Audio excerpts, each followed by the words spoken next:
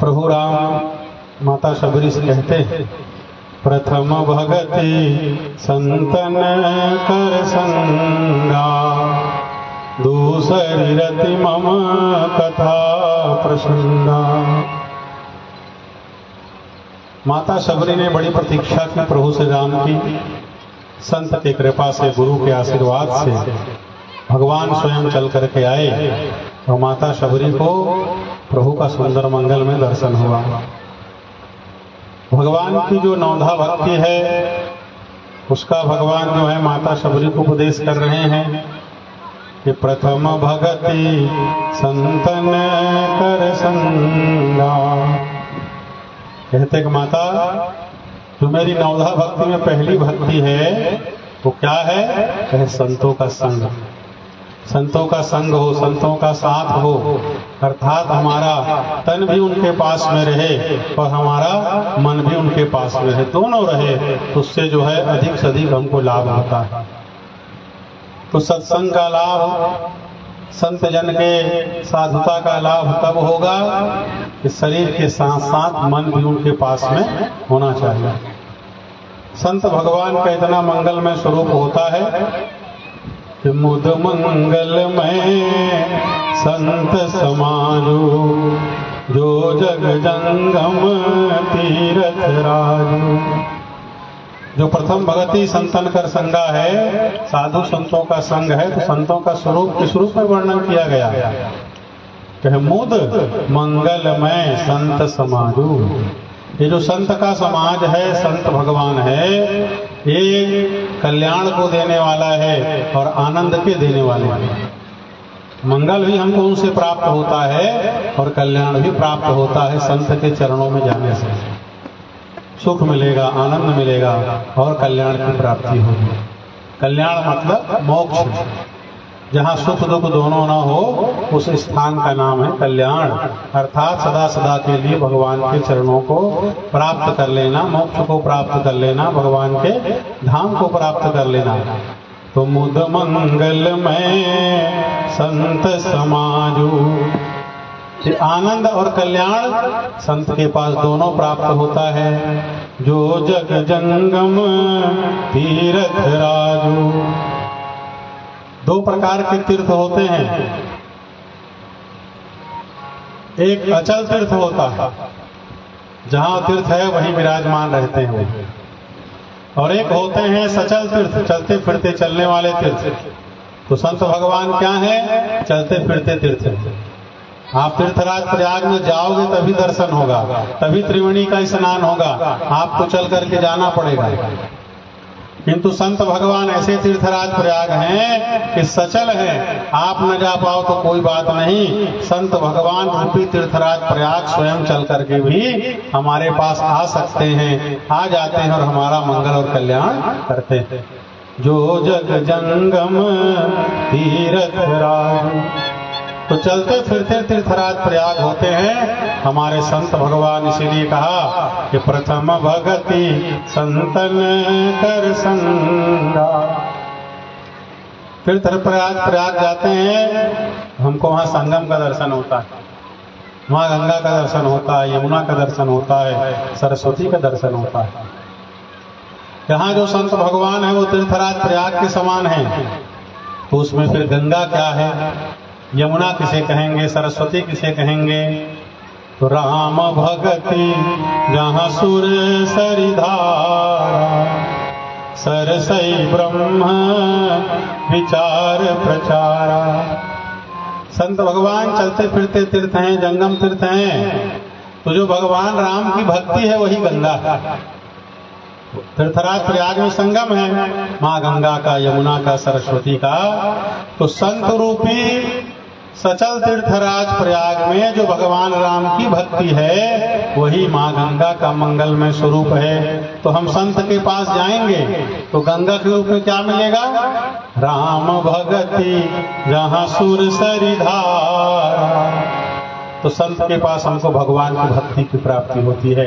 वो राम के स्वरूप की भक्ति हो सकती है, वो कृष्ण की भक्ति हो सकती है, वो भगवान शंकर की भक्ति हो सकती है, अर्थात भगवान की किसी भी मंगलमय स्वरूप की भक्ति हो सकती है। संत का जिनमें मन लग गया हो, जिस स्वरूप की निष्ठा हो, इस तरह से ये गंगा के रूप में भगवान के मंगल में भक्ति मिलती है। असर सई ब्रह्म विचार प्रचारा, और जो ज्ञान का प्रचार करते हैं, ब्रह्म विद्या का प्रचार करते हैं, ब्रह्म ज्ञान का प्रचार करते हैं, तो जो ये ज्ञान है वही सरस्वती की धारा है, वहाँ ज्ञान का प्रचार होता है। तो जो आत्मज्ञान है, जो परमात्म तत्व का ज्ञान है, जिसे ब्रह्म ज्ञान भी कहते हैं, तो ये जो ज्ञान की चर्चा वहाँ होती है, यही सरस्वती की मंगलमय धारा है। सरसई ब्रह्म विचार प्रचारा, तो भगवान की भक्ति गंगा है, और जो ब्रह्म ज्ञान है वो सरस्वती का मंगलमय स्वरूप है। यमुना क्या है? विधि निषेधमय कलिमल हरिणी, कर्म कथा रविनंदिनी भरणी। तो विधि निषेधमय, ये जो यमुना का मंगलमय स्वरूप क्या हुआ? विधि और निषेध, अर्थात जब आप कोई कर्म करते हैं उसमें दो अंग होता है। एक होता है विधि, हमको ऐसा करना चाहिए, हमको ऐसा करना है, ऐसा करना है, ऐसा करना है। और दूसरा होता है निषेध, ऐसा नहीं करना है, ऐसा नहीं करना है, ऐसा नहीं करना है। जैसे आप भोजन करते हो तो दाहिने हाथ से भोजन करना चाहिए, और दाहिने हाथ से भोजन परोसना भी चाहिए। जल भी दे रहे हैं, कुछ भी दे रहे हैं, तो दाहिने हाथ से जौनी हाथ से परोसना चाहिए, देना चाहिए। यज्ञ भगवान की आप परिक्रमा कर रहे हो, यज्ञ भगवान को अपने दाहिनी ओर रखोगे, यज्ञ भगवान दाहिनी ओर रहेंगे, फिर हम परिक्रमा करेंगे। ये विधि है। और निषेध है, बाएं हाथ से भोजन नहीं करना है, बाएं हाथ से भोजन नहीं परोसना है, बिस्तर में बैठ करके नहीं खाना है, जूठा काठा नहीं खाना है, नहीं खिलाना है, ये निषेध है। अब यज्ञ हो रहा है, यज्ञ मंडप में कौन जाएगा? जिसका वर्ण हो चुका है वही यज्ञ मंडप में जाएगा, और जिसका वर्ण नहीं हुआ है वो नहीं जाएगा। हम भी जाते हैं, प्रणाम करते हैं, बाहर से परिक्रमा करते हैं। ब्राह्मण है तो भी अब यज्ञ मंडप में नहीं जा सकते। क्यों? क्योंकि हमारा वर्ण नहीं हुआ है। वहाँ वही प्रवेश करता है जिसका वर्ण हुआ है, जो यज्ञ का अंग है। विधि हो गया। और निषेध तो भैया जिसका वर्ण हुआ है उसको छोड़ करके दूसरा वहाँ प्रवेश नहीं करेगा। धोती पहन करके यज्ञ करना है और फुल पैंट पजामा पहन के यज्ञ आप नहीं कर सकते, निषेध हो गया। तो इस तरह से विधि और निषेध, जो हम पूजा करते हैं, पाठ करते हैं, कर्मकांड और अनुष्ठान करते हैं, उसमें विधि होता है और निषेध होता है। तो क्यों होता है? विधि और निषेध होता है अंतःकरण के शुद्धि के लिए, मन के पवित्रता के लिए, और जो अनुष्ठान हो रहा है उसका पूरा पूरा लाभ हमको मिल जाए, इसके लिए विधि और निषेध होता है। पर कुछ लोगों को बुरा लग जाता है, महाराज टोक दिसगा, मना कर दिसगा, इसे कर कहा थे, इसे मत कर कहा थे। ये इसीलिए है कि जो आप अनुष्ठान कर रहे हो, जो पूजा कर रहे हो, जो पाठ कर रहे हो, उसका पूरा पूरा फल प्राप्त करना है, तो विधि और निषेध के विधान को आपको ही मानना पड़ेगा, मुझको ही मानना पड़ेगा, सबको मानना पड़ेगा। और विधि और निषेध का पालन हम नहीं करेंगे, आप चाहो तो जबरदस्ती भी कर सकते हो, बड़े हो, बलवान हो, पैसा वाले हो, प्रभावशाली हो, कत्तल के ही महाराज धीरे से गाँव के ही जाना गुस्सा जाए, दक्षिणा नहीं दी। अब दक्षिणा में परिवार चल रहा है, धीरे से एक गाँव बता दी, इस घर में मानना है तो नहीं मानना है मत मान। बताना भी उनको जरूरी है, वो बता दिए, उसकी बात नहीं मानोगे, दोष आता है। तो विधि निषेध किसी के अपमान के लिए नहीं है, विधि और निषेध किसी के तिरस्कार के लिए नहीं है। विधि निषेध उस विधान की पूर्णता के लिए। विधि निषेध का पालन करेंगे तो विधान पूर्ण होगा, तब कर्मकांड और अनुष्ठान का पूरा पूरा फल आपको और हमको प्राप्त होगा। और पालन नहीं करेंगे तो चाहे आचार्य हो, यजमान हो, कोई हो, उसका पूर्ण फल प्राप्त होने वाला नहीं है। और जितने अंश में नियम का, कानून का उल्लंघन करेंगे, उतने अंश में हमको दोष लगेगा, प्रत्यवाय लगेगा, प्रायश्चित करना पड़ेगा और फल के प्राप्ति में अपूर्णता आ जाएगी। और आज के समय में जो जमुना मैया की धारा है, सबसे ज्यादा लोग उसको बुरा मानते हैं। विधि निषेधमय कलिमल हरणी, कर्म कथा रविनंदिनी भरणी। ये विधि निषेध क्यों है? ये कली के मल को हरने के लिए है। विधि निषेधमय कलिमल हरणी, कर्म कथा रविनंदिनी भरणी। रविनंदिनी सुर तनया यमुना। तो विधि निषेध आज कलयुग में सबसे ज्यादा लड़ाई झगड़ा और झंझट इसी में होता है। महाराज इसे मना कर दिस, ऐसे कर दिस, वैसे कर दिस, लोग उसको अपना अपमान मान लेते हैं, लोग तिरस्कार मान लेते हैं और पूरा वातावरण फिर समाज का बदल जाता है। व्यक्ति इसको व्यक्तिगत सम्मान में ले लेता है, व्यक्तिगत अभिमान स्वाभिमान में ले लेता है, तो लोग बुरा मान जाते हैं, तो पूरा एक फिर सामाजिक विद्वेष और सामाजिक दुराव की स्थिति बन जाती है। पर ये आप जान लीजिए, जो शास्त्र के अनुसार विधि और निषेध है, वो हमारे अंतःकरण के शुद्धि के लिए है, मन के पवित्रता के लिए है और अनुष्ठान का पूर्ण फल प्राप्त हो, इसके लिए है। ये जान लीजिए, विधि निषेध किसी के अपमान के लिए नहीं है, विधि निषेध किसी के तिरस्कार के लिए नहीं है, ये पात्रता के संपादन के लिए है। कि आप सही ढंग से काम करोगे, आपको पूरा पूरा अनुष्ठान का लाभ मिलेगा। और चाहे हम महाराज लोग हो, चाहे जजमान लोग हो, जितने जितने अंश में इसका पालन नहीं करेंगे, उतना फल कम हो जाएगा और दोष लग जाता है। इस विषय को समझना चाहिए और समझ करके प्रेम से स्वीकार करना चाहिए। तब अनुष्ठान की पूर्णता है, तब यज्ञों की पूर्णता है, तब कथाओं की पूर्णता है, तब सभी धार्मिक चीजों की पूर्णता है। इसलिए इस विधि और निषेध के पक्ष को लेकर के चले। एक बार परम पूज्य पूरी पीठाधीश्वर जगत गुरु शंकराचार्य भगवान के YouTube में चैनल है, तो भागवतम करके उनका एक चैनल है महाराज जी का, शंकराचार्य जी का, तो उसमें उनकी भागवत कथा आती है। अभी चातुर्मास चलेगा, तो चातुर्मास पूरी में करते हैं महाराज जी, तो प्रतिदिन आप 3-4 बजे उनका भागवत के प्रवचन सुन सकते हैं। फिर गीता में, फिर उपनिषद में चलता है, सभी चैनल में आता है। उसमें एक बार मैं सुन रहा था यदि विधि और निषेध के संदर्भ में, एक बार विश्वामित्र जी महाराज वो यज्ञाचार्य बन करके बैठ गए। अब विश्वामित्र जी जैसे ज्ञानी, ध्यानी, तपस्वी, तेजस्वी, शक्तिशाली, जो नया स्वर्ग बना रहे थे, नया स्वर्ग बनाने की सामर्थ्य जिनके अंदर थी, नया सृष्टि करने का सामर्थ्य जिसके अंदर था, तो किसमें हिम्मत होगी विश्वामित्र को चैलेंज कर सके, रोक सके? मेरे ख्याल से मैं भूल नहीं रहा हूं तो गाय ब्रह्मा की सृष्टि के है और भैंसा जहां तक विश्वामित्र बनाए, वे नरियल घला विश्वामित्र बनाए और नया स्वर्ग बनाए चालू कर देने से। इतना पावरफुल कोई हो तो कौन उसको रोक सकता?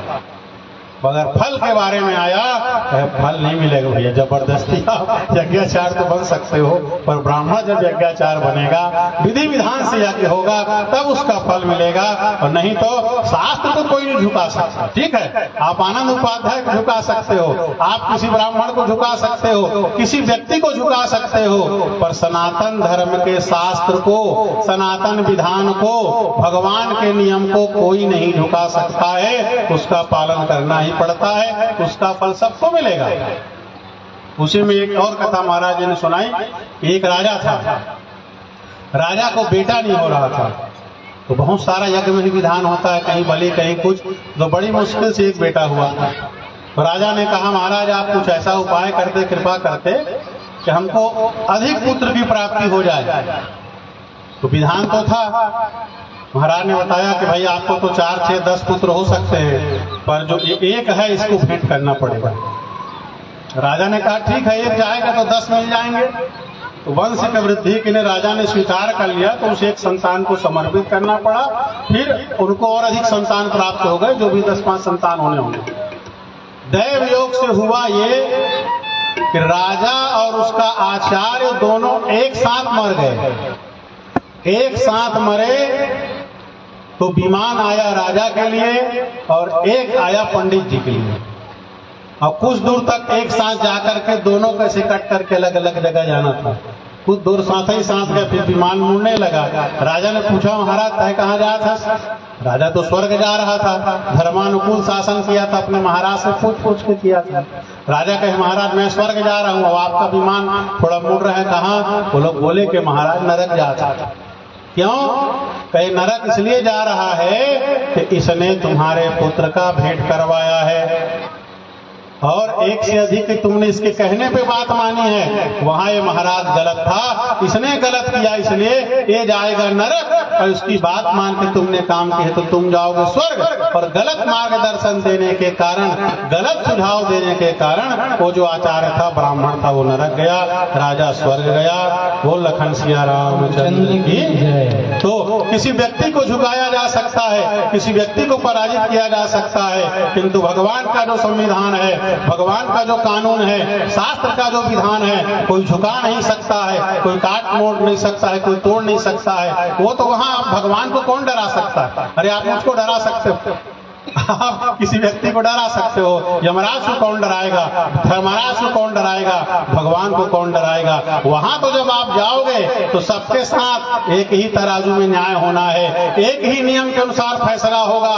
क्या धर्म था, क्या अधर्म था, क्या सत्य था, क्या असत्य था, क्या न्याय था और क्या अन्याय था। वहां नहीं देखेगा तुम कौन थे, क्या थे, क्या कर रहे थे। इसलिए विधि निषेध मय कलिमल हरनी, कर्म कथा रविनंदिनी बरनी। ये जो संत भगवान है हमारे, जो चलते फिरते तीर्थराज प्रयाग हैं, राम की भक्ति गंगा की धारा है, ब्रह्म विद्या का प्रचार सरस्वती की धारा है, और विधि निषेध की जो चर्चा है, ऐसा करना चाहिए, ऐसा नहीं करना चाहिए। यही हमारे कलिकाल के दोष को दूर करने वाली यमुना मैया की धारा है। और इसका पालन करने से अंतःकरण शुद्ध होता है, पवित्र होता है और भगवान के लायक बनता है। बोलो संत भगवान की।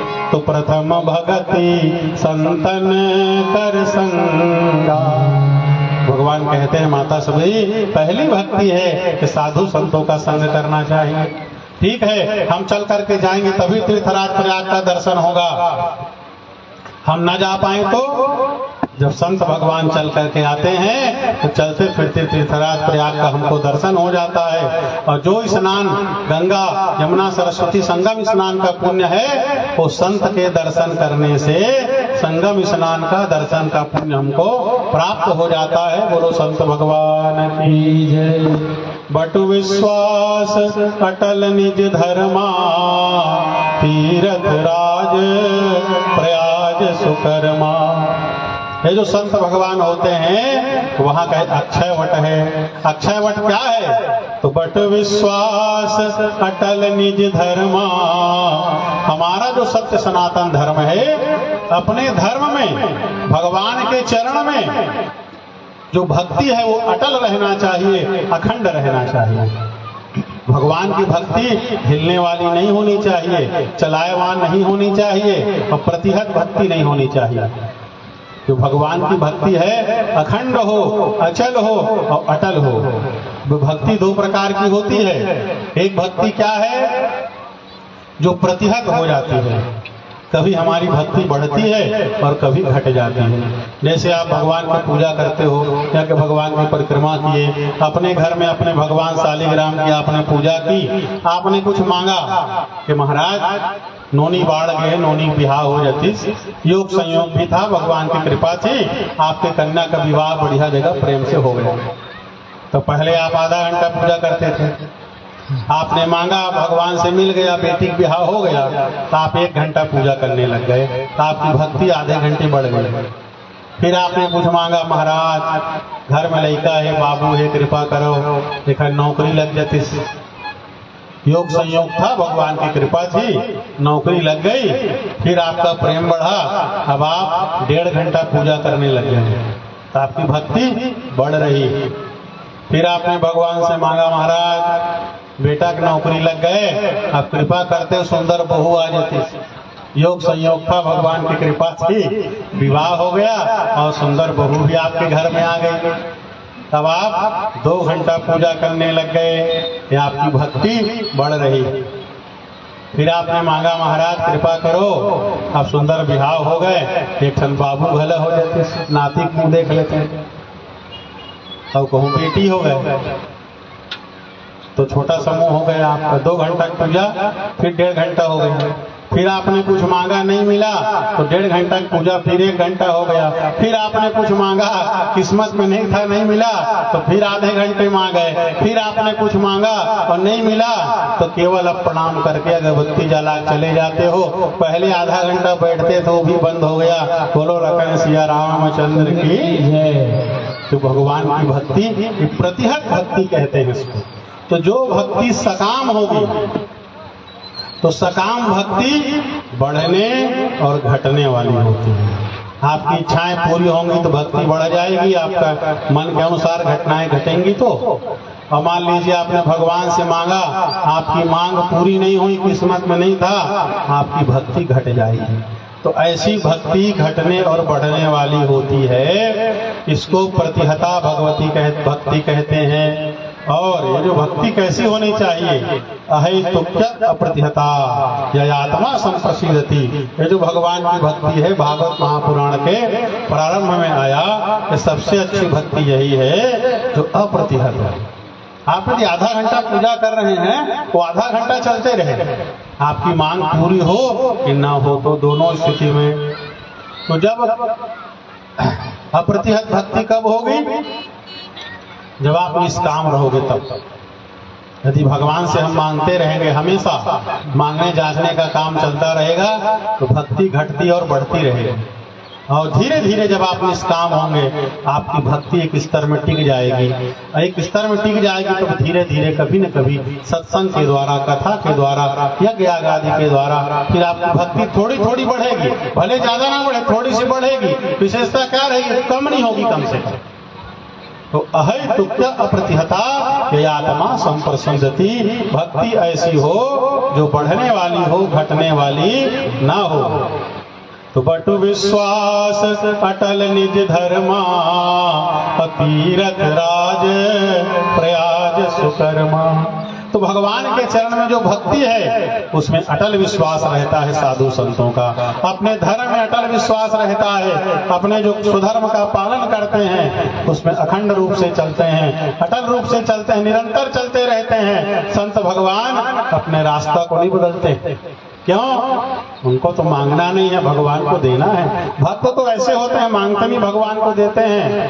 ता आशीषा प्रेम जाना चिरम पाही बालके।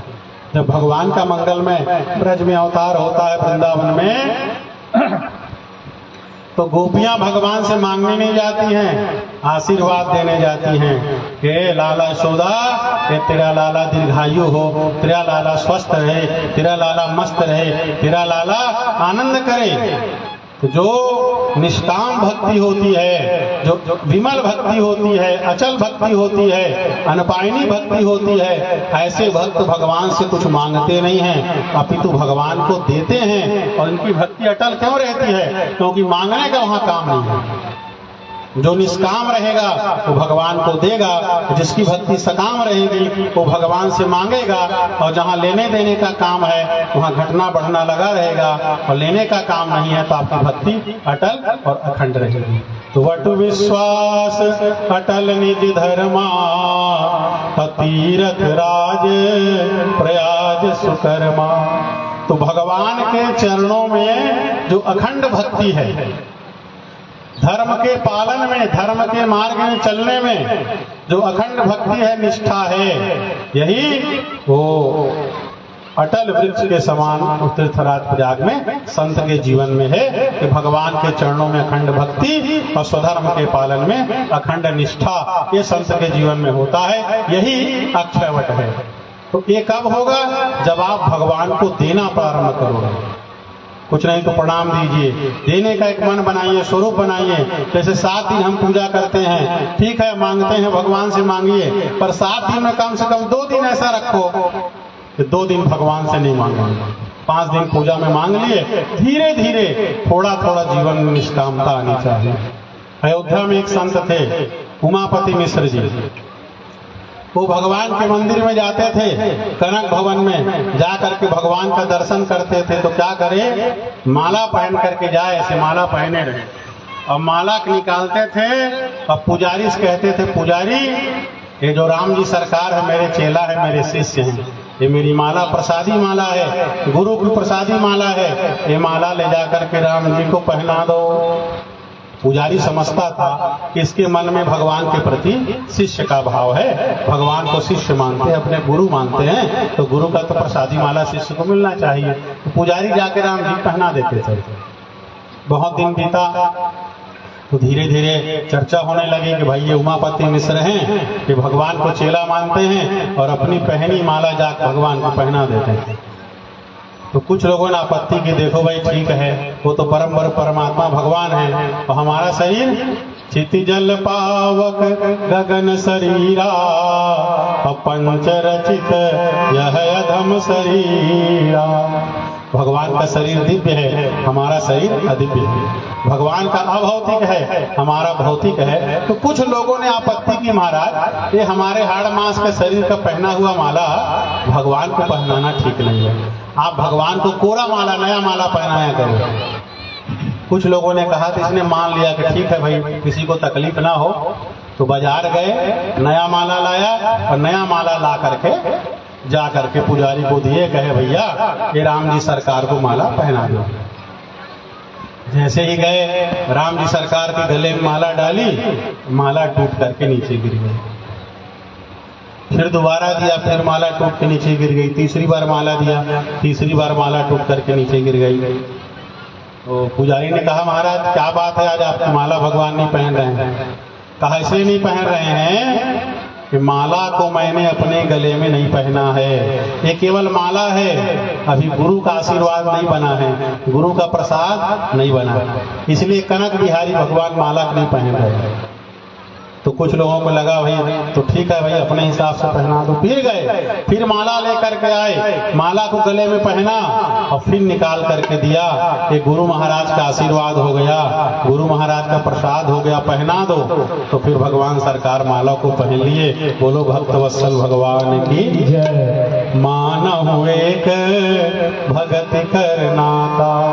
तो भगवान जो है भक्ति के नाता को स्वीकार करते हैं। आप भगवान को पुत्र मान लीजिए, आप भगवान को भाई मान लीजिए, आप भगवान को सखा मान लीजिए, आप भगवान को गुरु मान लीजिए, आप चेला मान लीजिए, आप जो मान लो, प्रेम से वैसा मान करके जब वैसा व्यवहार भगवान से करेंगे, वैसी निष्ठा के साथ हो, अखंड निष्ठा हो, तो भगवान जो है इस बात को स्वीकार करते हैं, परमात्मा इसको स्वीकार कर लेते हैं। तो उमापति मिश्र जी अपने को गुरु मानते थे, तो भगवान ने भी स्वीकार कर लिया, ये गुरु है, मैं इनका चेला हूँ। तो जब जाते थे तो पुजारी एक काम और करता था, गुरु महाराज जाते थे तो पर्दा जो था, तो जहां तक सीता जी बैठी थी वो पर्दा को खींच करके जानकी जी तक पर्दा को लगा देते थे। तो वो जानकी जी को देखते नहीं थे, जैसे पिता ससुर बहू को नहीं देखता उस भाव से नहीं देखते थे, पर्दा लग जाया करता था। फिर आशीर्वाद देते थे, राम जी सरकार आप खुश रहिए, मस्त रहिए, जानकी जी के साथ, बहू रानी के साथ आनंद करिए, आशीर्वाद दे करके आ जाते थे। ऐसे जाते जाते रहे और एक बार गए तो पुजारी जी ने जानकी जी की तरफ पर्दा नहीं किया। आप अयोध्या गए हैं, देखे हुए कनक भवन में राम जी सरकार बैठे हैं, जानकी जी बैठी हुई है, सुंदर बैठा हुआ मंगलमय स्वरूप है, लखन लाल भैया बड़ा दिव्य स्वरूप है कनक भवन का मंगलमय। तो जब पुजारी जी ने पर्दा नहीं किया तो जानकी जी उठ करके स्वयं पर्दा पीछे चली गई। तो इसको बड़ा दुख लगा कि आज मेरी बहू रानी को उठ करके पर्दा के पीछे जाना पड़ा पर्दा करने के लिए। तो पुजारी ने आलस्य कर दिया, पुजारी ने प्रमाद कर दिया। तो जिन सीता जी को उनके सास ने कभी दीपक के बत्ती को भी टालने के लिए नहीं कहा था, उन सीता को मेरे कारण पर्दा के पीछे में जाना पड़ा, उठना पड़ा और चलना पड़ा। तो कहीं यदि मेरे जाने से मेरे बहू रानी सीता को फिर कहीं पुजारी प्रमाद करेगा, पर्दा नहीं लगाएगा, तो फिर मेरी बहू सीता को उठना पड़ेगा, पर्दा के पीछे में जाना पड़ेगा, मेरे जाने से मेरे बहू को तकलीफ होगा। तब से उसने मंदिर जाना बंद कर दिया। बोलो भक्त वत्सल भगवान की। कितनी ऊंची भावना है कि मैं जाऊंगा, यदि पुजारी पर्दा नहीं लगाया तो मेरी बहू को उठना पड़ जाएगा, मंदिर जाना बंद कर दिया। ऐसा क्या जाना कि जानकी जी को तकलीफ हो जाए। फिर जब भगवान की यात्रा निकली, यात्रा निकलती, उत्सव निकलता है पाटोत्सव, साल में एक बार, तो भगवान पूरे नगर को घूमने निकलते हैं। तो जब उनके घर आया उमापति मिश्र का, तो राम जी सरकार का मुकुट था, तो थोड़ा सा तिरछा हो गया गुरु के घर के पास, मानो राम जी कह रहे हैं मेरे गुरु जी का घर है तो मैं भी प्रणाम कर रहा हूँ। बोलो कनक भवा बिहारी सरकार की। आइए थोड़ा मंगल में एक भजन करके चलेंगे। कनक भवन दरवाजे खड़े रहो, जहाँ सिया राम जी विराजे पड़े रहो।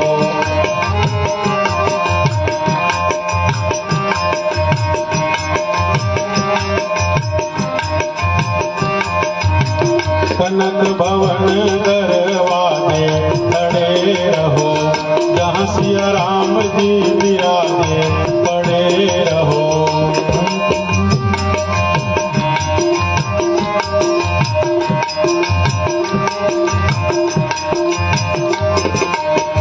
सुघर सोपान सो द्वार सुहाए,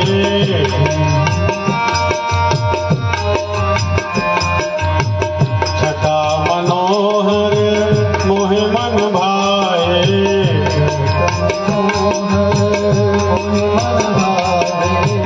शोभा सुंदर साजे पड़े रहो, कनक भवन दरवाजे खड़े रहो।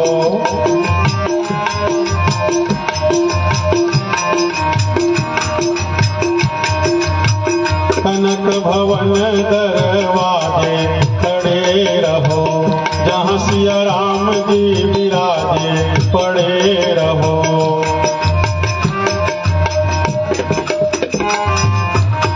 आवत जात संत जन दरसत, आवत संत जन दर्शन करके सुजन मन हर्षत, दर्शन करके सुजन मन हर्षत। देखत कलिमल भाजे पड़े रहो, कनक भवन दरवाजे खड़े रहो। कनक भवन दरवाजे खड़े रहो, कनक भवन दरवाजे खड़े रहो। कनक भवन दरवाजे खड़े रहो, जहाँ सिया राम जी विराजे पड़े रहो। जहाँ सिया राम जी विराजे पड़े रहो। अवध बिहारी सिंहासन सोहे, अवध बिहारी सिंहासन सोहे। संग सृजनक ललित मन मोहे,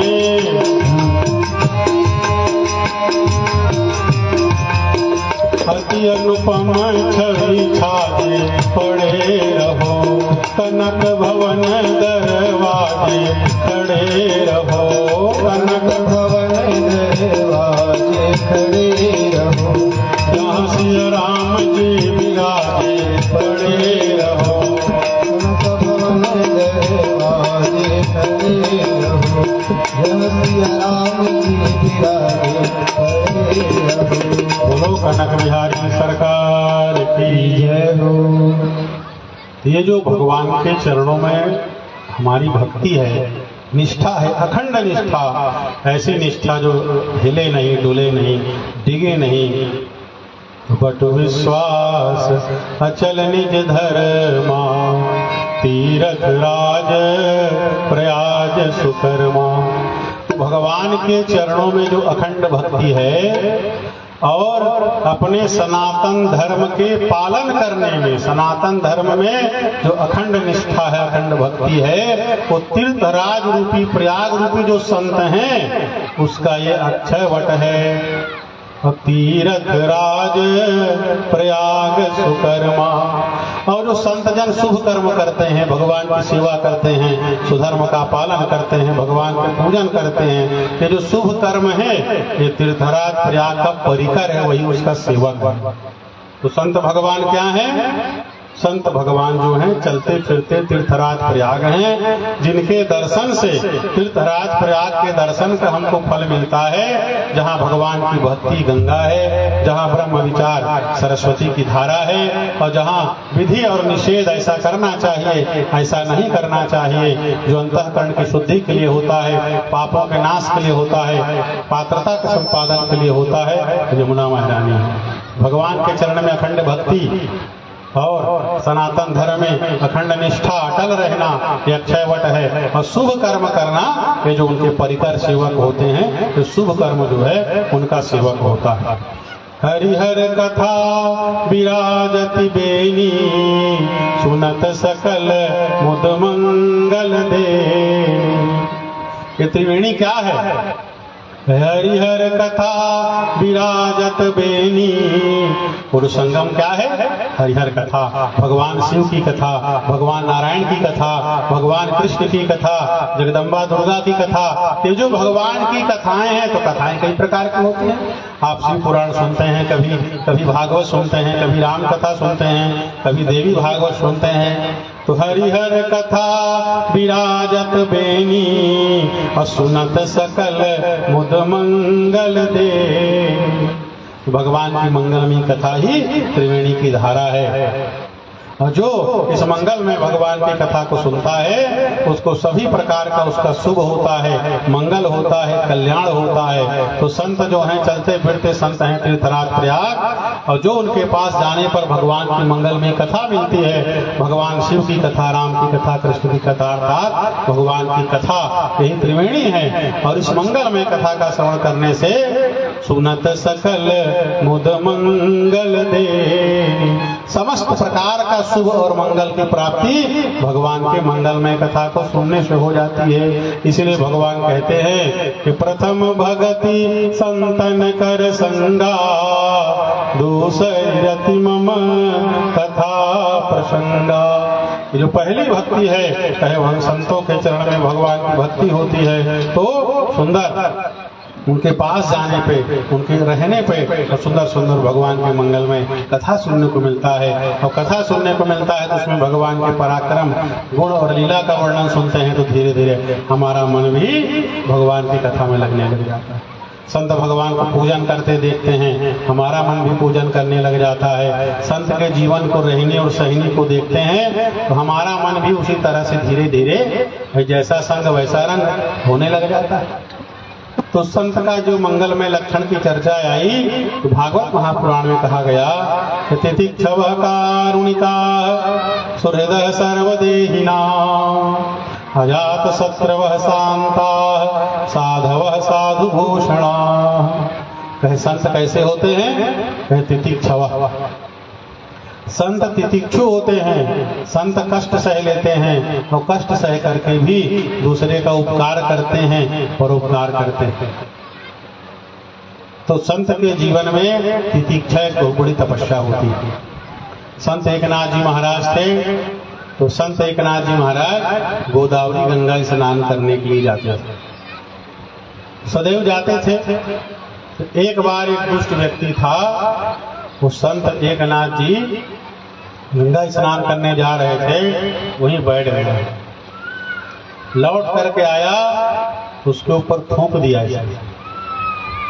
थूक दिया तो एकनाथ जी कुछ नहीं बोले, जा करके फिर गोदावरी गंगा स्नान करके आए।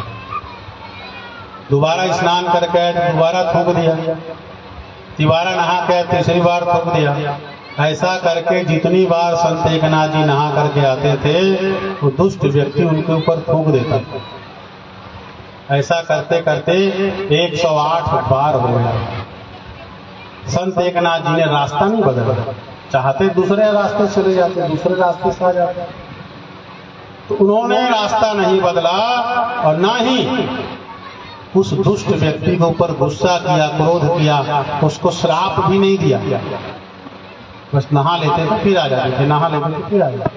तो 108वीं बार जब नहा करके एकनाथ जी आए, वो दुष्ट जो था संत एकनाथ जी के चरणों में गिर गया, चरण को पकड़ लिया, कहा महाराज मेरी रक्षा करो, मैंने इतना बड़ा पाप किया है, इतना बड़ा अपराध किया है कि आपके जैसे साधु, आपके जैसे संत, उसके ऊपर मैंने थूका है, पता नहीं मेरी क्या दुर्गति होगी, कौन से नरक में मैं जाऊंगा। आप एकनाथ जी की साधुता देखिए, आप इनका संतत्व देखिए। एकनाथ ने कहा भैया कोई बात नहीं, यही मेरे राम जी की इच्छा थी। पहले तो मैं एक बार गोदावरी स्नान करता था, आज राम जी की कृपा से तुम्हारे कारण 108 बार गोदावरी गंगा के स्नान हो गया। बोलो संत भगवान की जय। ये संत होते, इसीलिए तुलसीदास कहते हैं कि प्रथम भगति संतन कर संगा। ये साधुता है, ये संतत्व है। संत किसी से बैर नहीं करता, संत किसी पे गुस्सा नहीं करता, संत किसी पे क्रोध नहीं करते हैं, संत कभी व्यक्तिगत अपमान पर नहीं बोलते हैं, संत कभी तिरस्कार नहीं करते। संत भगवान के भजन में लगे रहते हैं, संत तो परमात्मा की आराधना में लगे रहते हैं। तो एकनाथ जी ने रास्ता नहीं बदला, उस दुष्ट के हृदय को बदल दिया। एकनाथ जी के साधुता ने, एकनाथ जी के संतत्व ने उस दुष्ट व्यक्ति के हृदय को बदल दिया, और 108 बार थूकने वाला भी संत एकनाथ के चरण में आकर के गिर करके क्षमा मांगने लगा।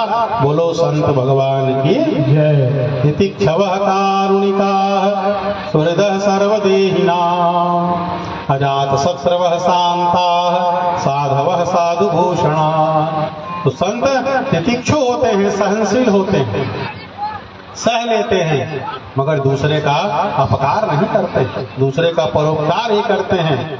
संत सहें दुख पर हित लागी, पर दुख हेतु असंत अभागी। संत सहाय दुख पर हित लागी, ये संत का बहुत बड़ा लक्षण है कि संत दूसरे के हित करने के लिए, दूसरे का मंगल करने के लिए, दूसरे का कल्याण करने के लिए संत स्वयं दुख सह लेते हैं, वो संत होते हैं। और जो दूसरों को कष्ट देने के लिए दुख सहते हैं वो असंत होते हैं और अभागी होते हैं। संत सहाय दुख पर हित लागी। आपने कथा सुनी होगी सत्संग में, एक साधु महात्मा थे, गंगा स्नान कर रहे थे, तो एक बिच्छू बह करके जा रहा था। तो महात्मा ने बिच्छू को है नदी से बाहर कर दो, तो डूब के मर जाएगा। उठाया हाथ में तो डंक मारा, तो फिर छूट करके गिर गए। तो फिर उठाए, थोड़ा दूर फेंके, फिर डंक मारे, फिर छूटे, फिर उठाया, फिर थोड़े पास से करके धीरे धीरे पास जाते गए। व्यक्ति खड़ा था, कहे महाराज आप भी गजब के हो, ये बिच्छू को उठाते हो, डंक मारता है, छूट जाता है, गिर जाता है, फिर आप उठा लेते हो, फिर वो डंक मारता है। तो साधु ने कहा भैया ये बिच्छू जब अपना स्वभाव नहीं छोड़ता है तो मैं तो साधु, मैं अपना स्वभाव कैसे छोड़ दूं। तो संत सही दुख पर हित लागी, पर दुख हेतु असंत अभागी। ये बिच्छू है, दुष्ट है, इसका स्वभाव है डंक मारना। एक दुष्ट व्यक्ति अपना स्वभाव नहीं छोड़ता, एक साधु, एक संत भगवान का भक्त वो परोपकार करने के स्वभाव को क्यों छोड़ देगा। अंत में धीरे से महात्मा ने उस बिच्छू को पार लगा ही दिया। ये साधुता है, ये संतत्व है। संत सहाय दुख पर हित लागी। इसी को भागवत में कहा तितिक्षवः कारुणिकाः सुहृदः सर्वदेहिनां अजात शत्रवः शान्ताः साधवः साधुभूषणाः। तितिक्षवः कारुणिकाः, संत तितिक्षु होते हैं, कष्ट सहते हैं, और कष्ट सह करके भी करुणा करते हैं, दया करते हैं। जो उनके चरण में आ गया, जो उनके शरण में आ गया, उसका मंगल कर देते हैं, कल्याण कर देते हैं, भगवान के चरण से जोड़ देते हैं संत भगवान। सुहृदः सर्वदेहिनां, संत जो होते हैं सबका मंगल चाहते हैं, सबका कल्याण चाहते हैं, किसी का मंगल नहीं चाहते। अजात शत्रवः, संत का कभी कोई शत्रु होता ही नहीं। अपन मन से कोनो भले साधु दुश्मन मान ले, साधु कोई अपन दुश्मन नहीं माना। संत कभी किसी को अपना दुश्मन नहीं मानता, और कोई दुष्ट व्यक्ति भले दुश्मन मान ले, अलग बात है, उसकी बात है। तो अजात शत्रवः शान्ताः साधवः साधुभूषणाः, संत जो होते हैं शांत होते हैं। संत का मन व्याकुल नहीं होता है, क्यों? क्योंकि उनका मन भगवान के चरणों में लगा रहता है। उनका मन भगवान की भक्ति में लगा रहता है। इसलिए जो साधु संत होते हैं शांत रहते हैं। संसार में इसका मन लगा रहेगा वो अशांत होगा, क्योंकि संसार दुखालय है। और जिसका मन भगवान के चरणों में लगा होगा, जिसका मन भगवान की भक्ति में लगा होगा, उसका मन जरूर शांत होगा। तितिक्षवः कारुणिकाः सुहृदः सर्वदेहिनां अजातशत्रवः शान्ताः साधवः साधुभूषणाः। ऐसे जो संत होते हैं वो समाज के आभूषण होते हैं। ऐसे संतों से समाज को मार्गदर्शन मिलता है। ऐसे संतों के साधन से, ऐसे संतों के भजन से, भक्ति से सदैव समाज की रक्षा होती रहती है, सदैव समाज की सुरक्षा होती रहती है। ये तो हम लोग जितना पाप करते हैं, हम लोग जितना अपराध करते हैं, उसका दंड मिलने लग जाएगा तो बहुत भयंकर हम लोगों को दंड मिलेगा, सह नहीं पाएंगे। जितना हम लोग पाप कर रहे हैं उससे कम हमको दंड और सजा मिल रहा है। क्यों? क्योंकि साधु का भजन है, साधु की भक्ति है, साधु की तपस्या है। आग लगी आकाश में झरझर गिरे अंगार, और संत न होते जगत में तो जल जाता संसार। बहुत हम लोगों से अपराध होता है, बहुत गलतियां होती हैं, तो उससे रक्षा कौन कर रहा है? कि कोई संत भजन कर रहा है, कोई संत भगवान की भक्ति कर रहा है। तो जहां वो भजन कर रहे हो, चाहे किसी हिमालय की गुफा में हो, किसी कंदरा में हो, कहीं जंगल में हो, कुटिया में, कहीं भजन करे, संत के भजन से, संत के भक्ति से हमारे आपके सबकी पूरे संसार की रक्षा होती है। बोलिए संत भगवान की। इसलिए भगवान कहते हैं प्रथम भगति संतन कर संगा। ये जो साधु संत की भक्ति है ये पहली भक्ति है। और हम संत के शरण में रह करके ईमानदारी से उनके शरणागत हो जाए तो संत जो है हमको अपने जैसा बना देता है। आपने पारस पत्थर के बारे में सुना होगा। पारस पत्थर जो होता है लोहा को सोना बना देता है। पारस परस कुधात सुहाई। पारस पत्थर की विशेषता है लोहा को सोना बना देगा। और पारस पत्थर और संत की तुलना करोगे, साधु की तुलना करोगे तो संत श्रेष्ठ निकलेंगे। क्यों? पारस जो है लोहा को सोना बनाता है, पर पारस लोहे को पारस पत्थर नहीं बनाता, अपने जैसे नहीं बनाता। और संत जो होते हैं, कोई शरण में चला जाए और संत के शरण में जाने वाले को संत अपने समान बना देते। एक नगर में एक साधु आए, संत जी हाँ आइए भैया जी से भजन सुन लेते हैं, फिर चर्चा आगे बढ़ाएंगे। बोल लखन सिया रामचंद्र की। प्रेम से नारायण भगवान की जय। राम नाम रटते रहो जब तक घट में प्राण, कभी तो दीन दयाल के हनक पड़ेगी गाय।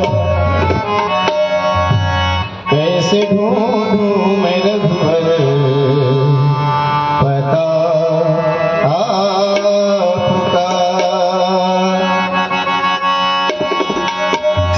कैसे ढूंढूं मैं रघुवर पता आपका, ऐसे ढूंढूं मैं रघुवर पता आपका। रूप माया लिया जब घनी रात का, रूप माया लिया जब घनी रात का, ऐसे ढूंढूं मैं रघुवर पता आपका, ऐसे ढूंढूं मैं रघुवर पता आपका।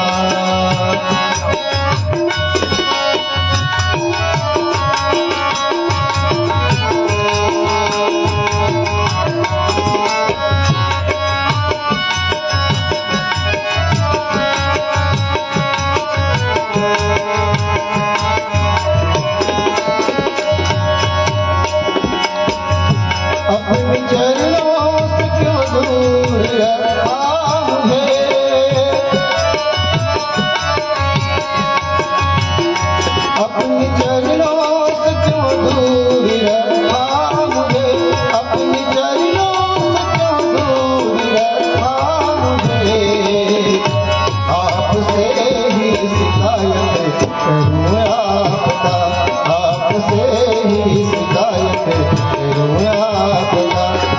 कैसे ढूंढूं मैं रघुवर कहता आपका, कैसे ढूंढूं मैं रघुवर कहता आपका। रूप माया लिया जब खली रात का, रूप माया लिया जब खली रात का, कैसे ढूंढूं मैं रघुवर कहता आपका, कैसे ढूंढूं मैं रघुवर कहता आपका, कैसे ढूंढूं मैं रघुवर कहता आपका। प्रेम से बोलो नारायण भगवान की जय। प्रथम भगति संतन कर संगा। तो संत के शरण में जाने से सबसे बड़ा लाभ ये होता है कि हम उनके शरणागत हो जाएं। पूरी तरह संत के शरण में चले जाएं तो संत हमको अपने जैसा संत बना देते। पारस पत्थर लोहा को सोना बनाता है पर पारस नहीं बनाता। एक नगर में एक साधु आए थे संत जी, कुछ दिन नगर में रहे तो प्रातः काल संत जी उठ जाते थे और सीताराम सीताराम सीताराम सीताराम जपते थे। तो वहीं एक बहुत बड़े सेठ जी थे, दिन भर दुकान में बैठते थे, रात को भी बैठते, देर तक हिसाब किताब करते, देर से सोते। तो सुबह सुबह सेठ सोया रहते थे और साधु अपने सुबह उठ करके 4 बजे से 3 बजे से सीताराम सीताराम सीताराम भजन करते थे। तो सेठ जी के नींद में बाधा हुई। उसने महाराज जी से कहा, महाराज सुबह सुबह बहुत अच्छी नींद आती है, सोते हैं, आप सीताराम सीताराम कहते हो, महाराज हल्ला करते हो बेकार का। ये आप नींद हराम मत किया करो, आप भी आराम से सोया करो। और उठ जाते हो तो जोर जोर से चिल्ला चिल्ला सीताराम सीताराम मत बोला करें, नींद खराब होती है। तो काहे सीताराम सीताराम कहते हो महाराज? अरे कहे भगवान का नाम लेते हैं बेटा, इससे मंगल होगा। और सेठ को समझाने की उसकी भाषा में कहा, हम भगवान का नाम लेते हैं, भगवान हमको खाने को रोटी देते हैं, भोजन। सेठ ने कहा, महाराज हम कमाते हैं, मेहनत करते हैं, कुछ न कुछ काम करते हैं, तब रोटी मिलता है, भगवान रोटी नहीं देते हैं।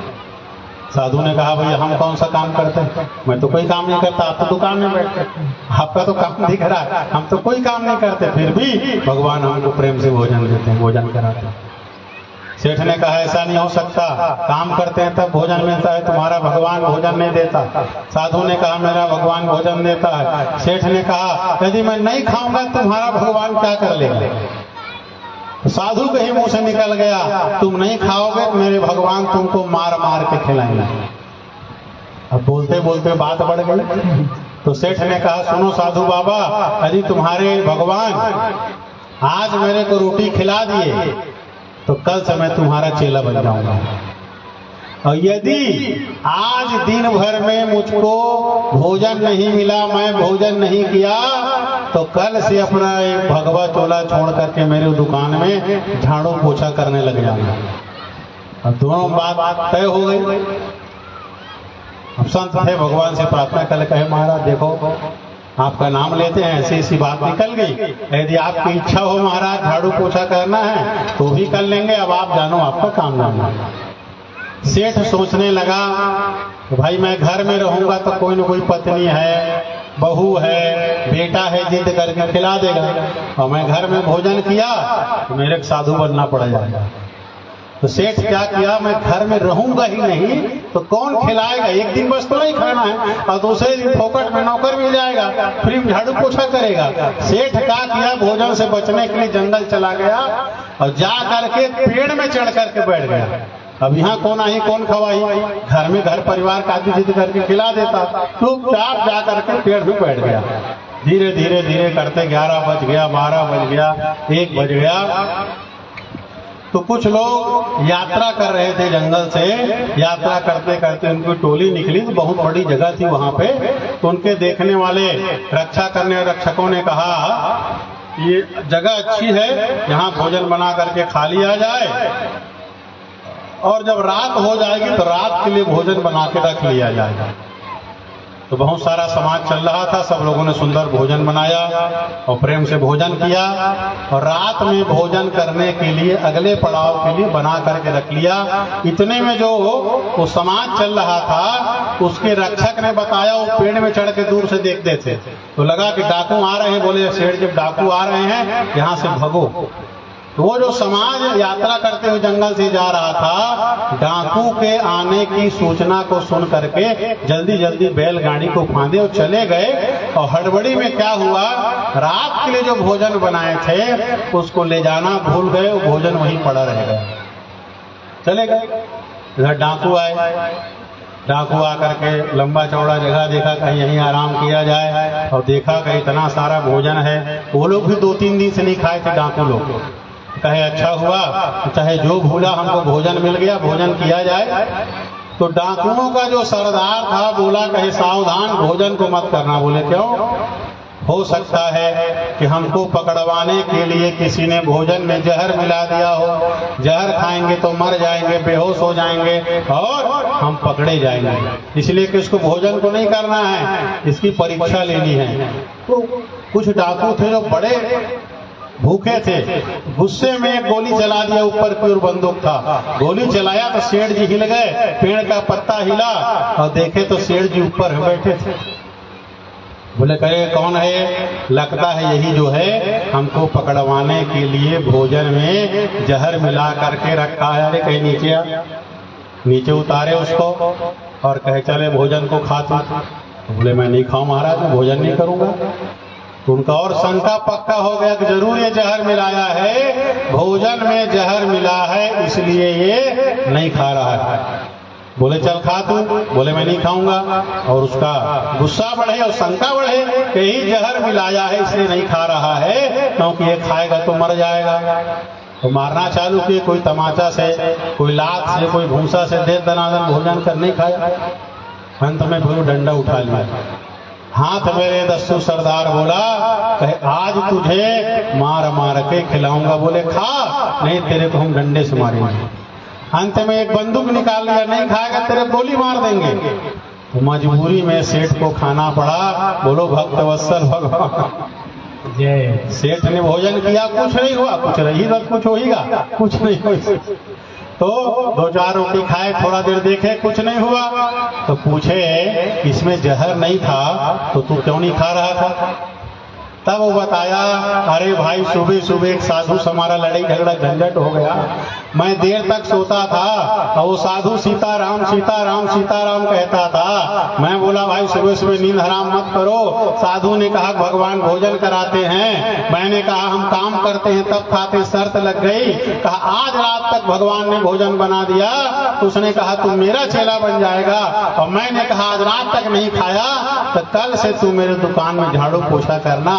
ये दोनों शर्त लग गई थी हमारे बीच में। मैं सोचा घर में रहूंगा तो कोई घर परिवार के लोग जिद करके खिला देंगे, और बाबा बोला था नहीं खाओगे तो मेरा भगवान कहे मार मार के खिलाएगा। भैया इतना तो मारे हो पीटे हो, सच में तो साधु के भगवान ने आज मुझको मार मार करके रोटी खिला दिया। डाकू ने भोजन किया, पर विचार किया देखो हम लोग डाकू हैं, चोरी करते हैं, डाका डालते हैं भोजन के लिए, और एक संत का भगवान, एक भक्त का भगवान इस सेठ को मार मार करके ही भोजन करा दिया। यदि भोजन की बात है तो भगवान तो कहीं भोजन करा सकते हैं, तो हम क्यों डाका डाले, हम क्यों किसी की हत्या करें? तो सेठ का भी मन बदल गया और जितने डाकू वहां पे थे तो डाकुओं का भी मन बदल गया।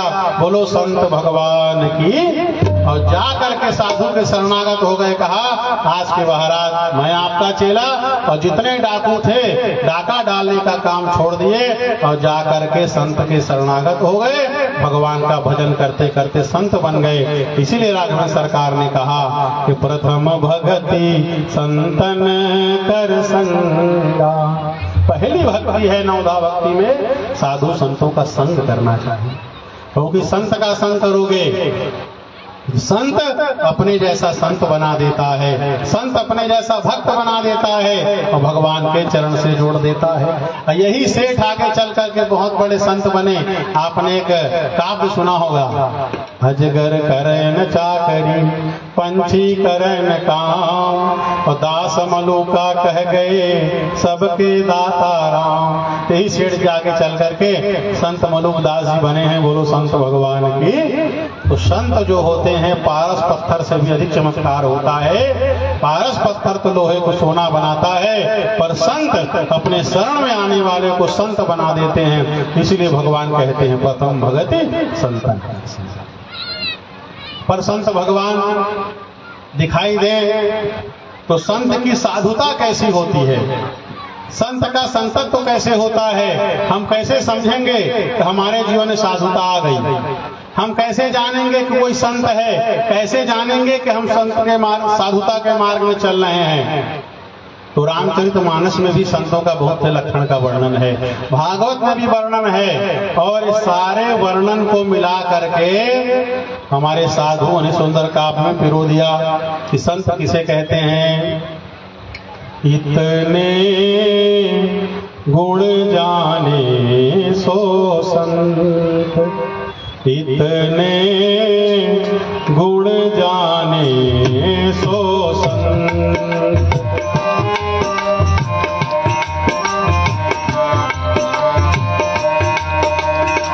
श्री भागवत मध्य जस गावत, श्रीमुख कमलादंत,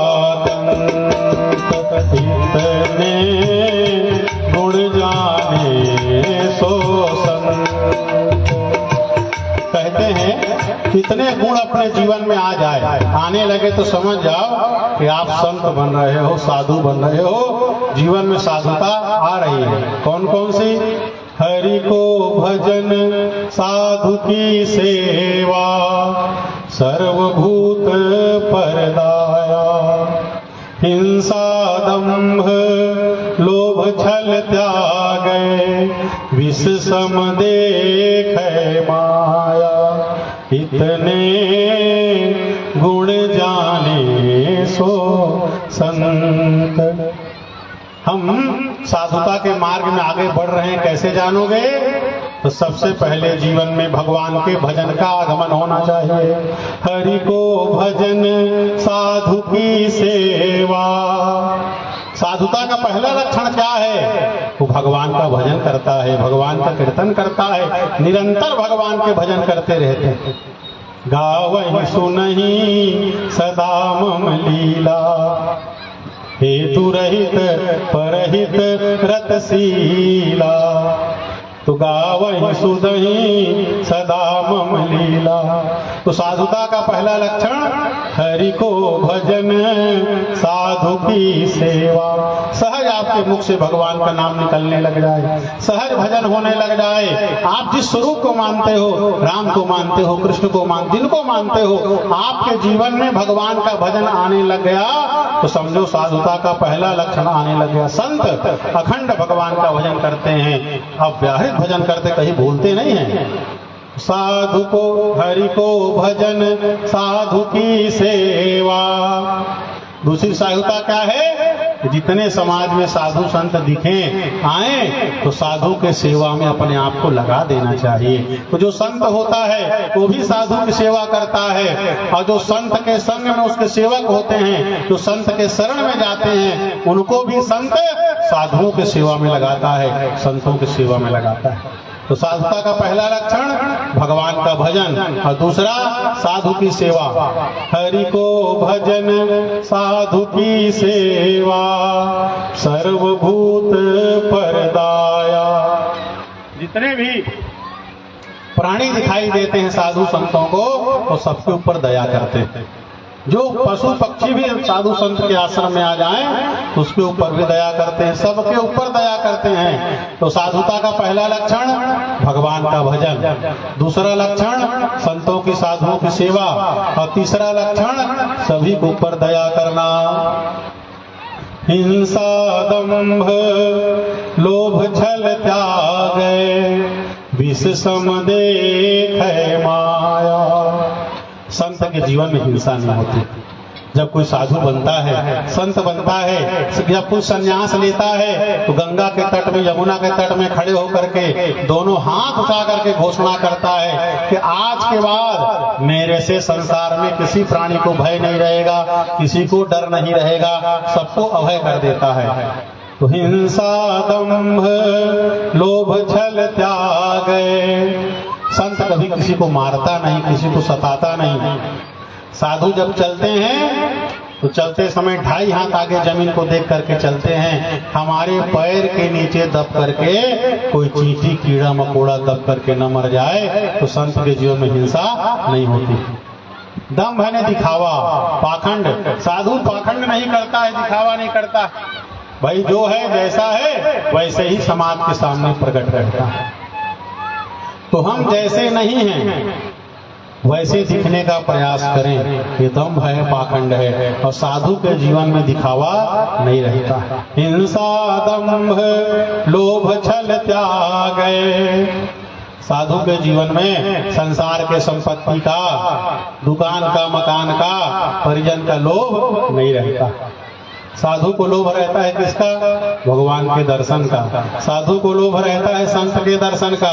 साधु को लोभ रहता है भगवान के भजन करने का। तो साधु किसका लोभ करता है? भगवान के दर्शन का लोभ करता है। संसार के संपत्ति का लोभ साधु नहीं करता। साधु क्या लोभ है? मुझे दे दर्शन गिरिधारी रे, बनवारी रे, तेरी सांवरी सुरतिया पेवारी रे। मुझे दे दर्शन गिरिधारी रे, बनवारी रे, तेरी सांवरी सुरतिया पेवारी रे।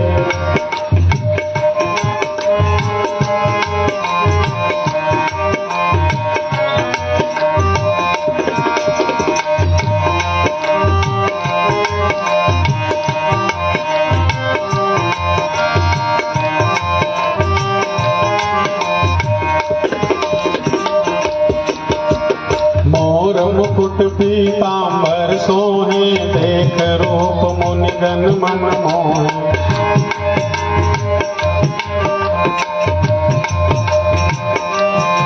तेरे कुंडल की छवि न्यारी रे, तेरे कुंडल की छवि न्यारी रे। मुझे दर्शन गिरिधारी रे, बनवारी रे, तेरी सांवरी सुरतिया पेवारी रे, तेरी सांवरी सुरतिया पेवारी रे।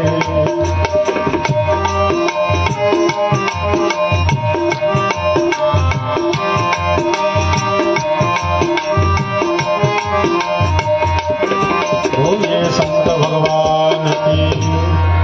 तो साधु के जीवन में लोभ किसका है? भगवान के दर्शन का लोभ है, संत के दर्शन का लोभ है। तो हिंसा दंभ लोभ छल त्याग, विष सम देखे माया। तो साधु के जीवन में हिंसा नहीं होता, दिखावा पाखंड नहीं होता है, संसार के संपत्ति का लोभ नहीं होता है। लोभ है तो केवल भगवान की मंगल में मूर्ति के दर्शन का। छल कपट संत के जीवन में नहीं होता है। निर्मल मन होता है तब तो भगवान के प्यारे होते हैं, भगवान के निकट होते हैं। इतने गुण जाने सो संत। तो ये गुण जहां दिखे समझ जाओ जीवन में साधुता आ रही है और ये साधु है। सहनशील आशय उदार, अति धीरज सहित विवेकी, सत्य वचन सबको सुखदायक, रही अनन्य व्रत की। सहनशील आशय उदार। संत जो होते हैं वो सहनशील होते हैं, कष्ट सह लेते हैं, दूसरों को कष्ट नहीं देते। उदार होते हैं, सबका मंगल चाहते हैं, सबका कल्याण चाहते हैं, धैर्यवान होते हैं, विवेकवान होते हैं, सत्य वचन, जब भी बात करेंगे सत्य बोलेंगे, कभी झूठ नहीं बोलते हैं साधु संत। सबको सुखदायक, सबको सुख प्रदान कहते हैं। रही अनन्यवत एक ही, संत के जीवन में अनन्यता होती है। किसके प्रति? भगवान के प्रति। न अन्य इति अनन्य, संत केवल भगवान के चरण के शरण में रहते हैं, परमात्मा के चरणों में रह करके भगवान का ही सहारा लेते हैं, कभी किसी दूसरे का सहारा, संसार के व्यक्ति का सहारा नहीं लेते। इसलिए संत के जीवन में अनन्यता होती है।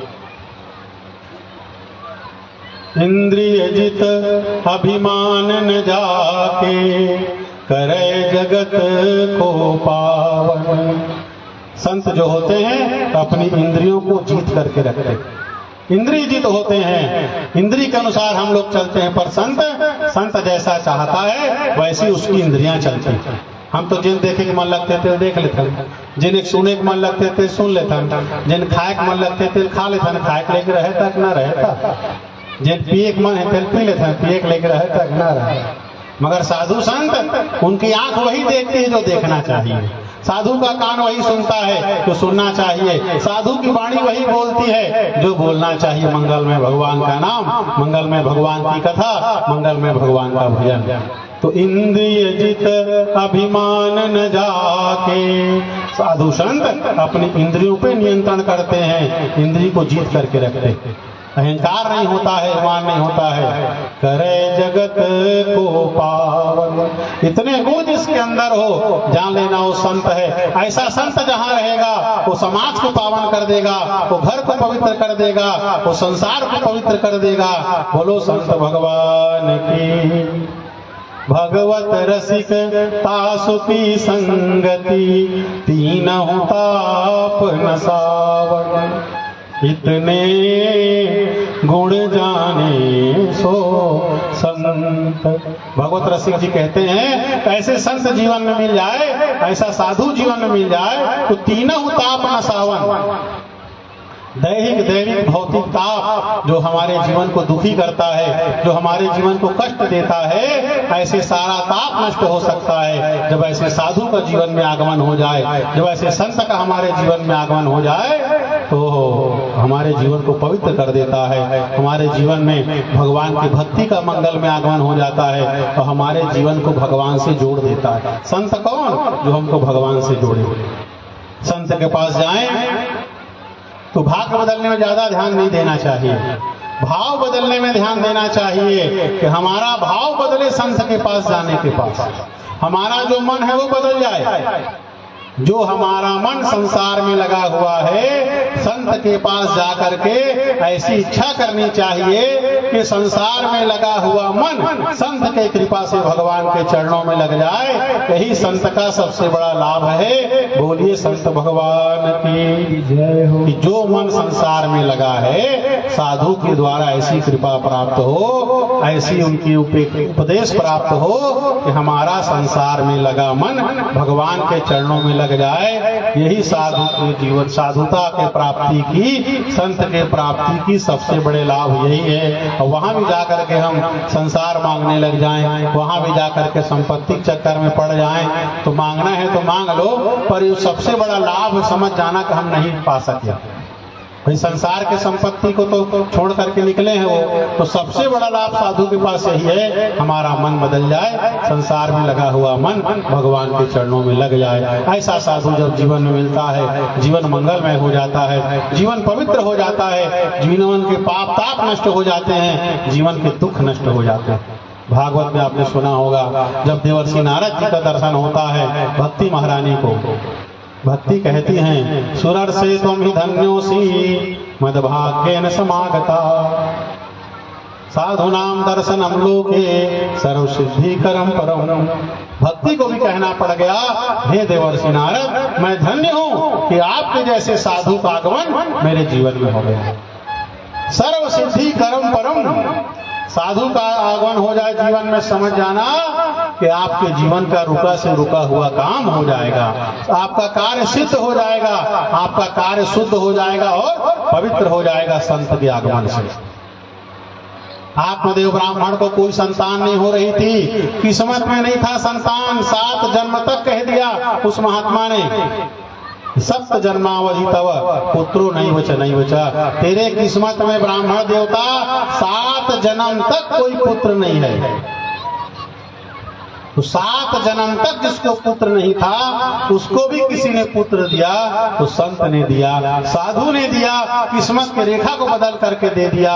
बोलो संत भगवान की। प्रथम भगति संतन कर संगा, ये साधु का संग है जी। तो जो किस्मत में नहीं है वो भी ला करके दे सकता, पर इसके पीछे एक बहुत बड़ा रहस्य है, वो समझ लो। आप साधु के पास जा करके चाहे जो मांगो, साधु देगा वही जो देना चाहिए। आत्मदेव ने तो मांगा था बेटा, पर महात्मा ने क्या दिया? महात्मा ने प्रकारांतर से वैराग्य ही दिया और भगवान की भक्ति ही उस आत्मदेव ब्राह्मण को महात्मा ने दिया। कैसे?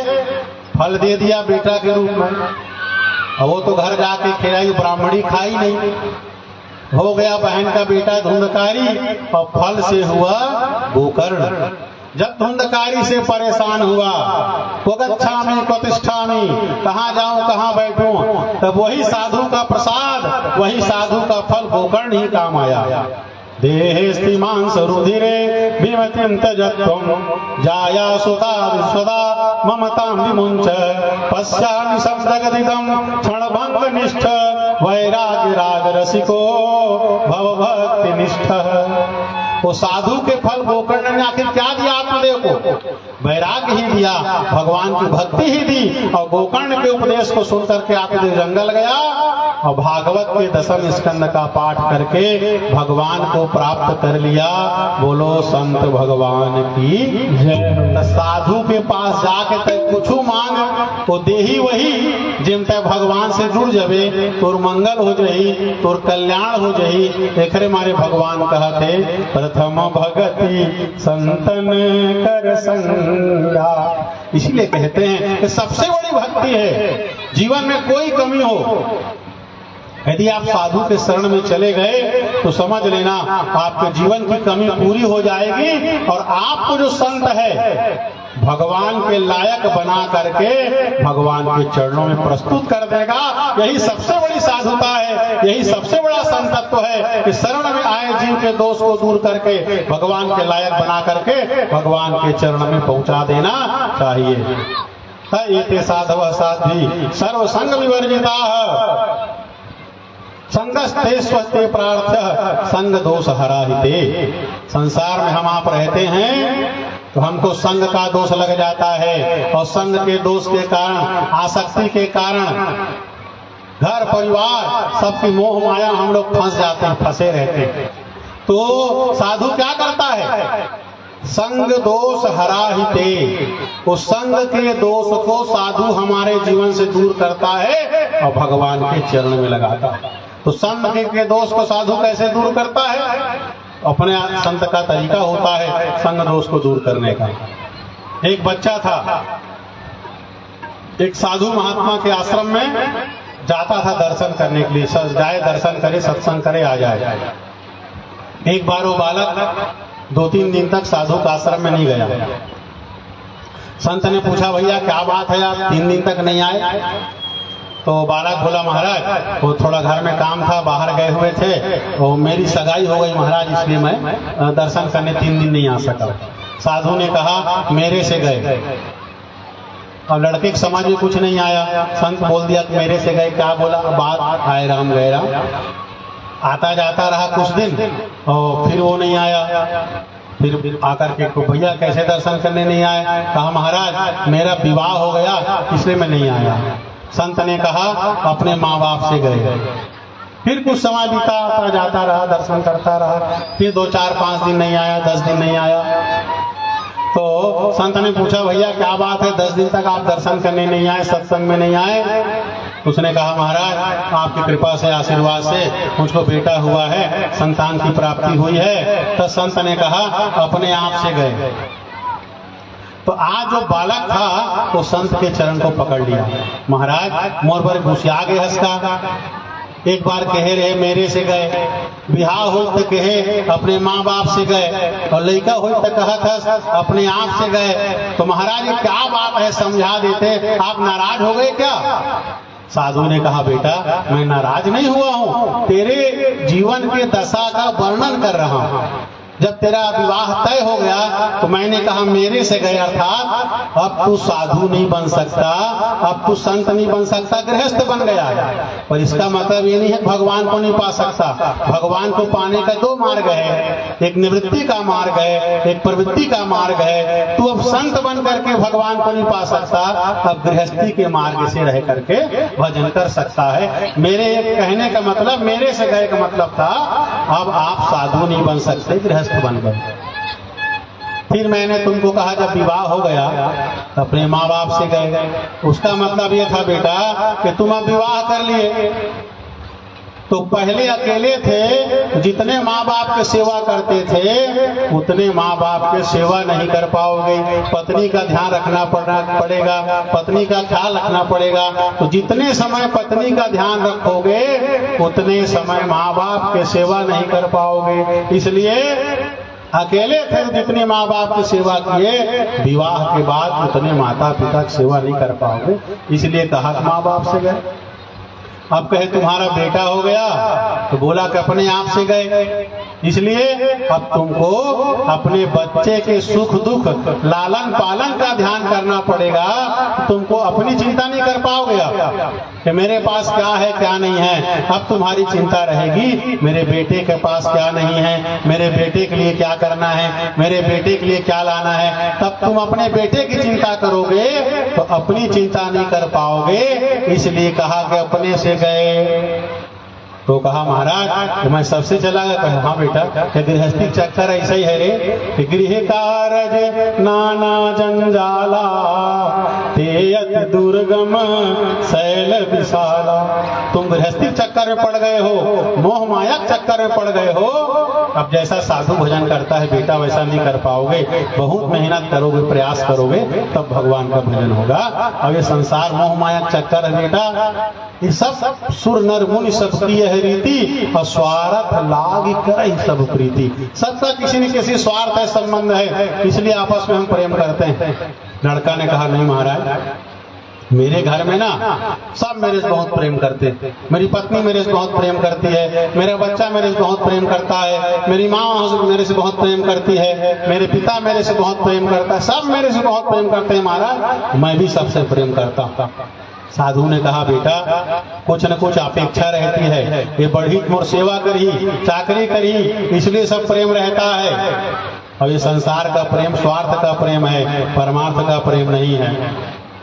तो कहे नहीं महाराज मेरे घर का प्रेम सच्चा है। तो साधु ने कहा यहाँ आते थे योग करते थे, ऐसा करना कल सुबह योग साधन ऐसा करना, सुबह तुम मत उठना, ऐसा धीरे धीरे श्वास लेना किसी को पता ना चले, तो तुमको पता लग जाएगा तेरे घर वाले कितना प्रेम करते हैं। ठीक है महाराज। तो दूसरे दिन लड़का सोया रहा, योग में ऐसी प्रक्रिया सिद्ध हो गई थी कि बहुत देर तक ठीक से नहीं हुआ। सब गए जाके देखे करे हिलाए डुलाए, ऐसा लगा जैसे लड़का खत्म हो गया, लड़का मर गया। धीरे धीरे हाहाकार मच गए, जवान लेकर गए, छोटे से उम्र में गए, पूरा हल्ला मच गया। कुछ लोगों ने कहा भाई ये साधु बाबा का आश्रम में जाता था, साधु बुला कर लिया, हो सकता है साधु कुछ चमत्कार कर दे।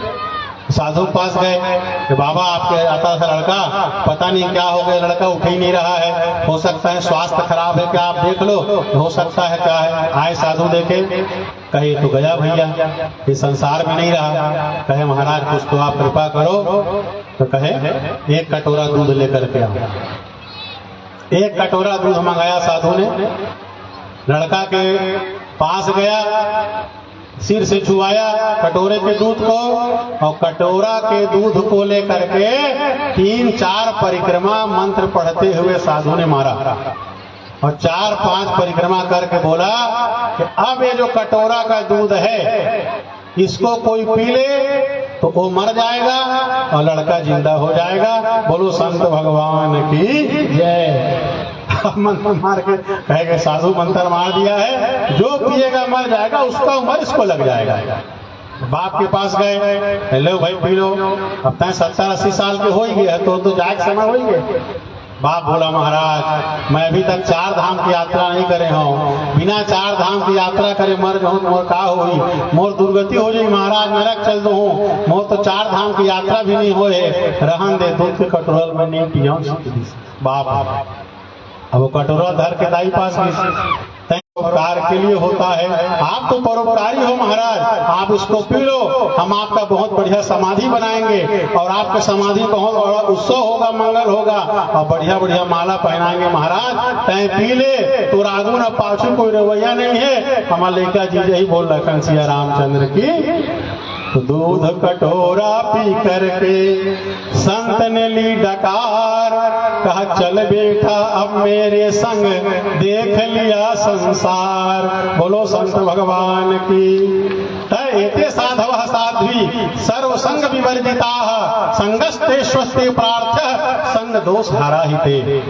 भागवत महापुराण में भगवान कपिल कहते हैं कि जो साधु होते हैं, संत होते हैं, वो सभी संग से दूर रहते हैं और जो साधु के शरण में चला जाता है, ऐसे संत के शरण चला जाता है तो संग दोष हरा ही ते। वो संग से उत्पन्न होने वाला जो दोष है उसको हरण करके दूर कर देते हैं और जब संग का दोष दूर होता है तो उसका मन भगवान के चरण में लग जाता है। बोलो संत भगवान की जय हो। ये जो संत होते हैं पर उपकार वचन मन काया, परोपकार करते हैं और सबसे बड़े संत का लाभ होता है अपने जैसे बना देते हैं, भगवान के चरणों से जोड़ देते हैं, भगवान की भक्ति प्रदान कर देते हैं और भगवान की मंगल में प्राप्ति करा देते हैं। देवर्षि नारद जी महाराज पिछले जन्म में चातुर्मास हुआ नारद जी का, उसके गांव में साधु संत आए, नारद जी ने साधुओं की सेवा की, चातुर्मास में संतों की सेवा की। और हम लोगों को भी सौभाग्य मिल रहा है कि जहां 1.25 लाख शिवलिंग की स्थापना हो रही है श्रद्धा धाम, वहीं इस साल परम पूज्य ज्योतिष पीठाधीश्वर जगत गुरु शंकराचार्य पूज्यपाद स्वामी हरि मुक्तेश्वर सरस्वती जी महाराज, उनका चातुर्मास छत्तीसगढ़ के सल्धा में होगा। हमको भी 2 महीना 4 पक्ष सुंदर महाराज जी के दर्शन का सौभाग्य मिलेगा। बोलो शंकराचार्य भगवान की जय हो। केदार शंकराचार्य महाराज जी के चौमासा सल्धा में हुई बेमेतरा पास और पूरा सावन और भादो 2 महीना शंकराचार्य महाराज वहीं रही, जहाँ 1.25 लाख शिवलिंग के मंदिर बनैया है सल्धा। तो 2 महीना हमरो सौभाग्य रही कि शंकराचार्य भगवान के दर्शन, उनकर प्रवचन और दीक्षा सत्संग में सब के लाभ हम लोग प्राप्त हुई। तो सब जन भी से झारा झार न्योता है, निमंत्रण है चतुर्मासा के और वहाँ सुंदर व्यवस्था है, आओ प्रेम से रहो, खाओ पियो, आनंद करो, दर्शन करो, 2 दिन 4 दिन जे दिन लगे ते दिन रहो और जब मन लगे तो आ जाओ, फिर मन करे तो फिर चल जाओ। बोल लखन सिया रामचंद्र की जय। प्रथम भगति संतन कर संगा दूसरी रति मम कथा प्रसंगा। तो पहली भक्ति है साधु का संग और दूसरी भक्ति है मंगल में भगवान की कथा में प्रेम का होना। तो कथा भी संत के पास प्राप्त होती है। तो संत के पास जाओगे तो सुंदर भगवान राम की कथा, सुंदर भगवान कृष्ण की कथा, ये मंगल में भगवान की कथाएं हमको प्राप्त होती है और कथा सुनते हैं भगवान के मंगल में स्वरूप का ज्ञान होता है, स्वभाव प्रभाव का ज्ञान होता है और हमारा मन भी धीरे धीरे भगवान के चरणों में लगने लग जाता है। ये संत का प्रभाव है, ये याद रखना। संत कहीं नाराज होकर के श्राप भी दे देंगे तो समझ जाना श्राप के माध्यम से भगवान का दर्शन ही कराएंगे। बोलो संत भगवान की जय हो। नल कुबर और मणिग्रीव को देवर्षि नारद ने श्राप दिया था कि वृक्ष हो जाओ कहेंगे और वृक्ष तो बन गए, पर भगवान कृष्ण का दर्शन हुआ, भगवान उथल को लेकर के आए, दोनों का उद्धार किया। यदि देवर्षि नारद श्राप नहीं देते यमलार्जुन को भगवान कृष्ण का दर्शन नहीं होता। इसको कहते शापानुग्रह, श्राप के द्वारा अनुग्रह करना। तो संत चाहे कृपा करें, संत चाहे श्राप दें, दोनों माध्यम से हमको भगवान से जोड़ देते हैं, भगवान का दर्शन करा देते हैं, भगवान की भक्ति दिला देते हैं। तो संत का कोई भी कार्य प्रकल्प हो हमारे मंगल के लिए होता है, हमारे कल्याण के लिए होता है। सल्धा में बंधुओं 1.25 लाख शिवलिंग का मंदिर बन रहा है सुंदर। तो हमको जीवन में कुछ पाना होता है तो इच्छित फल बिनु शिव अवराधे, लहन कोटि जोग जप साधे। बिना शिव के आराधना के, शिव के पूजा के जो इच्छा है पूरी नहीं होती है। तो श्रद्धा में 1.25 लाख शिवलिंग की स्थापना होगी, नित्य पूजन होगा, पूजन का फल हमको प्राप्त होगा। यदि आपके मन में हो तो आप 5100 रुपये की सेवा राशि दे करके अपने नाम से श्रद्धा शिवलिंग की स्थापना करा सकते हो। 2 जने के नाम से होता है। यदि भगवान ने सामर्थ्यवान बनाया है तो जरूर श्रद्धा में सुंदर प्रकल्प है, शिवलिंग की स्थापना करानी चाहिए। और दूसरा बंधुओं, नित्य दान का प्रकल्प चलता है हमारे आश्रम से, जिसमें 1.25 रुपये रोज के हिसाब से साल में एक बार 500 रुपए का दान होता है और प्रतिदिन 1.25 रुपए दान होता है। और देखो उसकी महिमा बता रहा हूँ। पुरुषोत्तम महीना कब से लगे हैं? पुरुषोत्तम महीना लगे नहीं। और इस पुरुषोत्तम महीना में थोड़ा सा भगवान का नाम, थोड़ा सा भगवान का भजन और थोड़ा सा दान अनंत गुना पुण्य फल देता है।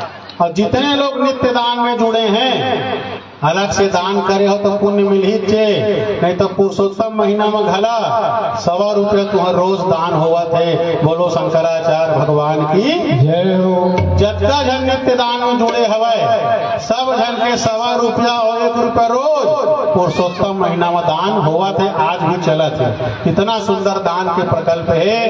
एक महिमा, एक वर्णन शिव पुराण में है। सामान्य दिन में दान करथन 1 गुना पुण्य मिलते, जब अमावस्या के दान करथन वो दान के फल है 100 गुना बाढ़ के मिलते। देवो 1.25 रुपया और पुण्य मिली 1.25 बराबर।